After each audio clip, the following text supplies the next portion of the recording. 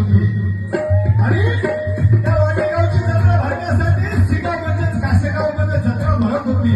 जसं कानेगावमध्ये जत्रा भरायची आणि गुजरातमध्ये भरायची नाही. तुमच्यासारखे चार चौघ शहाणी सुरते माणसं म्हणजे अरे आपल्या गावामध्ये कोणी आहे का नाही मरत, त्या कानेगावच्या वाटी हिसकाटून आणलाय आणि आपल्या गावामध्ये जत्रा भरावा.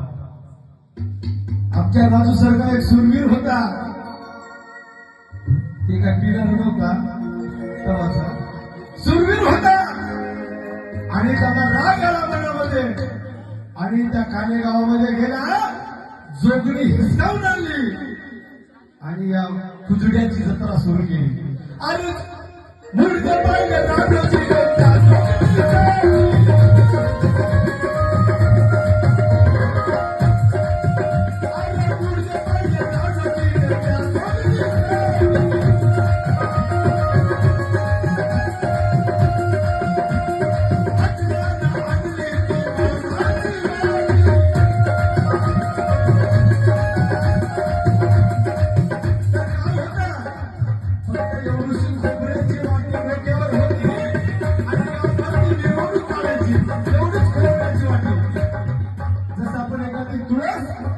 घेऊन गावभर ज्ञानेश्वरीची असं काय असं आपण डोक्यावर घेऊन अशी मिरवणूक काढतो, तशी जोगणीची मिरवणूक आजही वाटेगावमध्ये चालू आहे. या जोगणीच्या समोर तलवारी दारपट्टे भाले असतात आजही. तर ती जोगणी पळून देण्यासाठी काही शत्रू आजही तयार आहेत.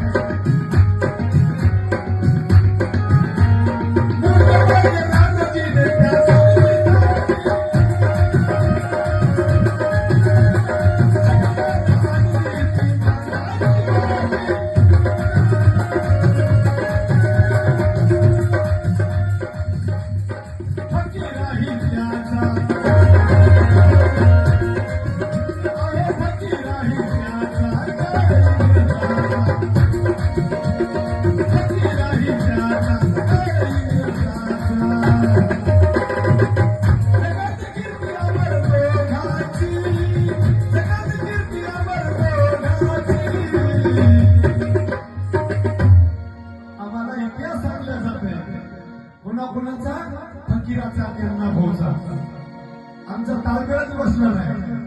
फकीर अण्णा भाऊचा कोण, अण्णा भाऊ फकीराचा कोण अजून काही मला माहितच नाही. पण दोन्ही मी एकाच गावातले, एकाच मागवाड्यातले आणि एकाच घरातले आहे. फकीरा आणि अण्णा भाऊ. फकीरा हा अण्णा भाऊचा चुलत आजा आहे. आम्हाला सांगल्या जाते फकीरा अण्णा भाऊचा मामा आहे. किती गफलत आहे,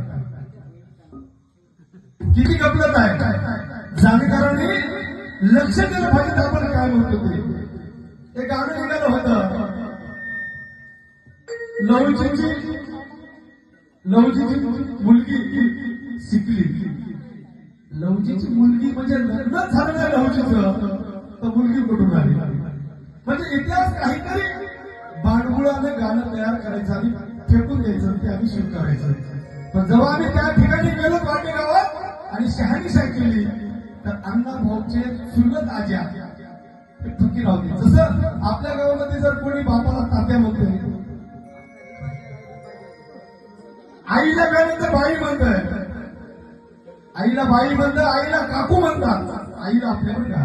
तसंच अण्णा भाऊ ची आई वालूबाई तिच्या फकीराला मामा म्हणायची आणि अण्णा भाऊ पण मामा म्हणायला. मग आम्ही लिखायला फिरवून टाकलं की मामा, अण्णा भाऊचे फकीरा मामा. परंतु नाही, जर कोणी असं म्हणत असेल तर त्याला जॉब विचार की अण्णा भाऊचं आणि फकीराचं नातं काय. बरोबर.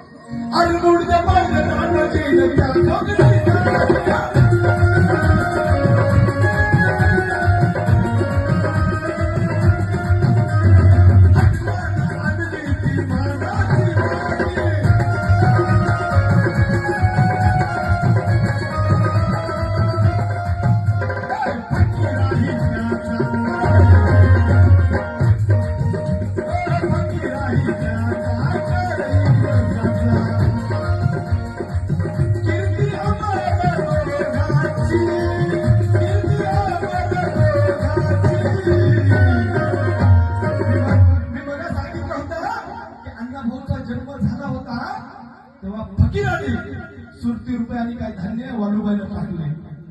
तिच्या पदरात टाकला नाही, बाळाला घुटी पास. तो बाळा